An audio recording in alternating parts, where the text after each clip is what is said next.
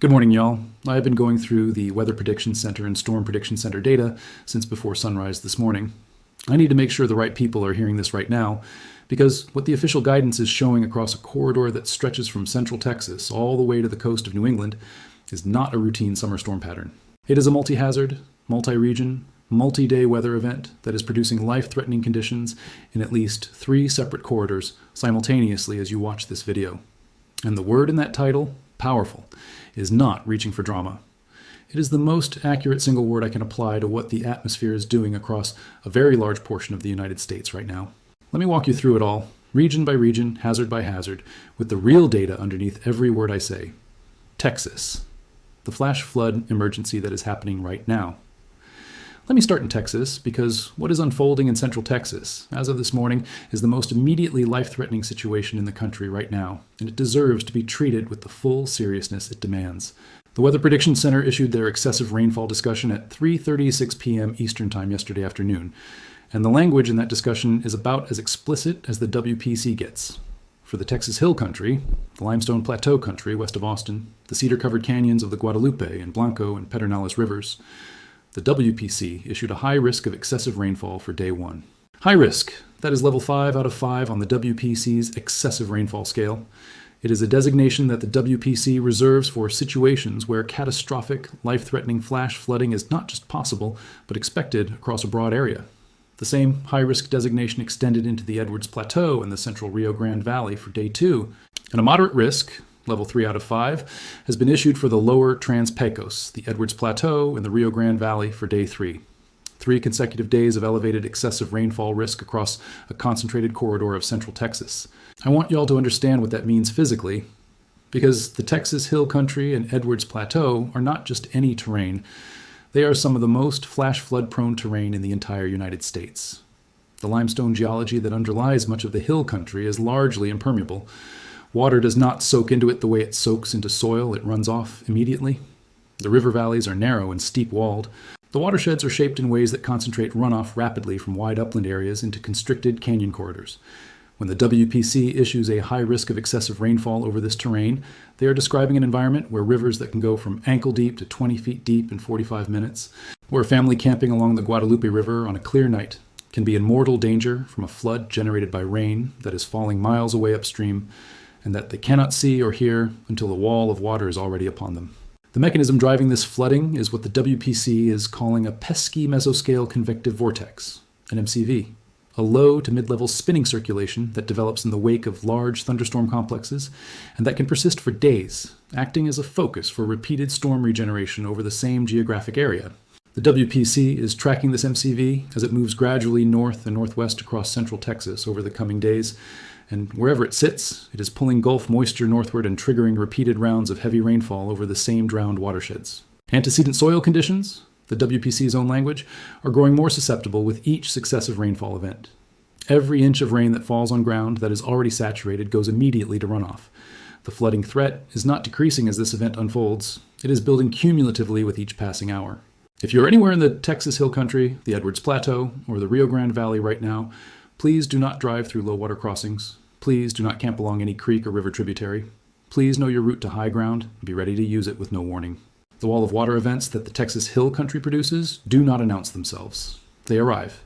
The heat expanding east, the second major threat. While Texas is dealing with a flash flood emergency, the northern and eastern portions of the country are entering the most intense phase of the heat wave that has been building across the northern states for the past week. And the WPC's short-range forecast discussion from 3:49 p.m. yesterday afternoon is specific about what is coming. The persistent upper-level high and ongoing heat wave will continue to build eastward through the northern states and toward the east coast over the next several days.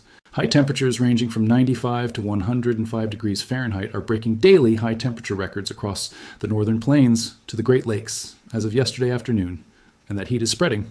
The WPC is explicit that the anomalous heat and humidity are now reaching into the northeast today and arriving in the mid-Atlantic on Wednesday. The Washington, D.C. area is in the crosshairs of this heat expansion. Philadelphia, Baltimore, New York Metro, Boston. Communities that just endured a historic first heat dome earlier this month are now being told by the WPC that the dangerous heat from the north-central United States is spreading to them. The WPC's extended forecast discussion The outlook through next Tuesday carries the phrase dangerous heat, continues across the north-central United States. That is not describing one hot day. That is describing a sustained multi-day heat siege that is not projected to break meaningfully for at least another week across the hardest hit areas. NBC Washington's Storm Team 4 was already tracking the extreme heat expected Wednesday and Thursday for the DC metro area. The heat index values in that corridor through the middle of this week are going to be in the 100 to 105 degree range. The kind of heat index that the NWS classifies as danger on their heat risk scale, meaning heat cramps and heat exhaustion are likely. Heat stroke is possible with prolonged exposure. Y'all, I need the communities in the mid-Atlantic to hear this clearly. This heat wave has already been connected to dozens of heat-related deaths across the country. The people who are most at risk right now are the same people who were most at risk 2 weeks ago. The elderly without air conditioning, the very young, the outdoor workers, the people in basement apartments and older housing stock without adequate ventilation. Please check on your neighbors today. Please make sure the elderly people in your life have access to cooling. Please know the signs of heat exhaustion: heavy sweating, weakness, cool and pale skin, nausea, rapid weak pulse, and take them seriously. Montana, 86 mph gusts. Confirmed right now. Y'all, while all of that is unfolding across Texas in the Northeast Corridor, the Storm Prediction Center issued 2 consecutive mesoscale discussions last night, MD 1617 and MD 1619, for severe thunderstorm activity across central and eastern Montana that produced some of the most impressive severe weather observations of the past 24 hours in the country. The SPC's MD 1619 was issued at 9:20 p.m. Central Time last night, and it is specific and significant. Severe Thunderstorm Watch 488 was active across portions of central and eastern Montana. Supercells had begun to merge into a larger convective system during the evening hours, the meteorological process the SPC calls upscale growth, where individual rotating supercells combine into an organized mesoscale convective system with a continuous, powerful leading line. The most probable peak wind gust the SPC advertised for the strongest storm cores was 75 to 90 miles per hour. And then the observation came in. A measured 86 miles per hour gust at the KMVH AWOS, the automated weather observing system at the Maverick County Airport. Not a forecast. A measured, confirmed, instrument-recorded 86 miles per hour gust at the surface. That is Category 2 hurricane force winds in a landlocked area of Montana from a severe thunderstorm complex, and it arrived in communities that had no prior experience of winds at that magnitude. The physics driving those extreme gusts are worth understanding, because they are the same physics that can produce the most destructive severe weather in this pattern over the coming days. The SPC's discussion flagged DCAPE, downdraft convective available potential energy, values of over 1,500 joules per kilogram in that Montana environment. DCAPE is the thermodynamic measure of how much energy is available to power a downdraft, the descending column of air that comes out of the base of a thunderstorm and accelerates toward the surface. When a rain-cooled downdraft descends through a very dry lower atmosphere, the rain in it evaporates before reaching the ground, and that evaporation dramatically cools and accelerates the air. The result is a microburst or macroburst, a concentrated column of air hitting the surface and spreading outward at extreme speeds. Mid-level lapse rates of 8 to 8.5 degrees Celsius per kilometer, the rate at which the temperature drops with altitude, were also flagged, confirming an atmosphere that is perfectly configured for violent downdraft production once thunderstorm development begins. This is the same meteorological setup that can produce damaging microbursts from Montana all the way south through the plains as this pattern evolves. And it is the same setup that the SPC's Day 4 through 8 outlook, issued at 3:59 a.m. Central Time this morning, is tracking as it moves eastward toward the Great Lakes, the Northeast, and the Mid-Atlantic corridor later this week. New England, severe storms active. Right now. While I am covering all of this, I also need to make sure that people in northern New York and New England know that severe thunderstorm activity is active in their region right now. The severe weather outlook for yesterday, Tuesday, July 14th, specifically flagged severe thunderstorms capable of producing damaging winds with isolated gusts above 75 miles per hour, large to very large hail, and tornadoes, including some strong ones, across northern New York and New England. Those are not minor storm hazards. Large to very large hail, damaging winds above 75 miles per hour, tornadoes, including strong. That is a full spectrum severe weather threat for a region that many people in the rest of the country mentally classify as low risk for severe weather. New England is not the tornado alley of the southern plains, but it is absolutely capable of producing supercells, damaging microbursts, and even significant tornadoes in the right atmospheric setup. And yesterday's setup was the right setup. If you are in Vermont, New Hampshire, Maine, upstate New York, or western Massachusetts, Know that this severe weather corridor is active and that the SPC day 4 through 8 outlook is showing 2 more shortwave troughs moving through the Great Lakes and Northeast region on Saturday into Sunday, and then again late Monday into early Wednesday. This is a multi-day severe weather story for the Northeast, not a single event. The week ahead, what the day? 4 through 8. Outlook is showing. Let me give you all the forward-looking picture because this pattern does not simplify over the coming days. It evolves into a new configuration that continues to produce severe weather across a shifting but broad corridor.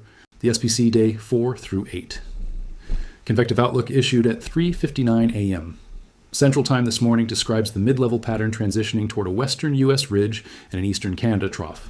The strongest mid-level flow across the United States is going to sit in the corridor between those two features, from the upper Midwest into the Northeast and Mid-Atlantic. Multiple stronger shortwave troughs are going to move through the long wave trough across eastern North America during this period. The SPC specifically identifies one main trough moving across the Great Lakes and Northeast Saturday into Sunday, a secondary wave moving across the same general area late Monday into early Wednesday, and smaller scale vorticity and speed maxima traversing the region in between. A surface boundary left behind by prior storm systems will be arcing from the Great Lakes into the Mid-Atlantic, providing a persistent focus for thunderstorm development. The SPC notes that the best areas for thunderstorms will be south of the better mid-level flow, with severity potential driven by low-level warming and steepening lapse rates. Meanwhile, across Missouri and Arkansas, a low-pressure system spinning across Texas midweek is going to begin pulling east-southeasterly winds into the region by the end of the week, pushing dew points into the low 70s and allowing heat index values in the upper 90s to around 100 across those states. Pulse thunderstorms are expected to develop Thursday through the weekend in that corridor, with high rainfall rates possible in any storm that fires. And as that low drifts eastward, the moisture and instability it is organizing will continue to fuel the storm development across the central Mississippi Valley into the coming weekend. What you need to do right now. Y'all, let me close with the direct action guidance for every region I have covered this morning, because this is a pattern where different communities face different hazards, and everyone needs to know what applies to them specifically. If you are in the Texas Hill Country, Edwards Plateau, or Rio Grande Valley, the flash flood threat is active right now. High risk through Wednesday, moderate risk Thursday. Do not drive through low water crossings. Do not camp along streams or rivers. Know your route to high ground. This is not a preparedness conversation. It is an active emergency. If you are in the northern plains, Great Lakes, Mid-Atlantic, or Northeast, the dangerous heat is arriving or already there. Check on elderly neighbors. Limit outdoor exposure. Know the signs of heat exhaustion and heat stroke. Drink water before you feel thirsty. If you are in Montana, Wyoming, or the northern plains, severe thunderstorms with 86+ mile per hour gusts, large hail, and microburst potential are active in your region right now. Know your shelter. Get inside if you see a storm developing. If you are in New England or the Great Lakes, the severe weather corridor is not done with you. 2 more shortwave troughs are coming this weekend and next week. Stay weather aware throughout the week. And set up y'all call before you go to sleep tonight, because the severe weather windows in this pattern keep arriving overnight and in the early morning hours when you cannot be watching radar. A direct phone call to your number when a warning covers your exact location is $14.95 for a full year. Please set it up today. Y'all, the storm being tracked by scientists and forecasters this morning is not one storm. It is a countrywide pattern producing a high-risk flash flood emergency in Texas, dangerous record-breaking heat across the northern plains and expanding east, 86 mile per hour measured wind gusts in Montana, active severe thunderstorm watches in New England, and a day 4 through 8 outlook showing multiple shortwave troughs, continuing to bring severe weather to the Northeast and Mid-Atlantic through next week. Every piece of that is real. Every piece of it is documented in official NWS, WPC, and SPC guidance from the past 24 hours. And every piece of it is happening to real communities with real people in them right now. I am going to be tracking this entire pattern every single day. Subscribe and ring that notification bell.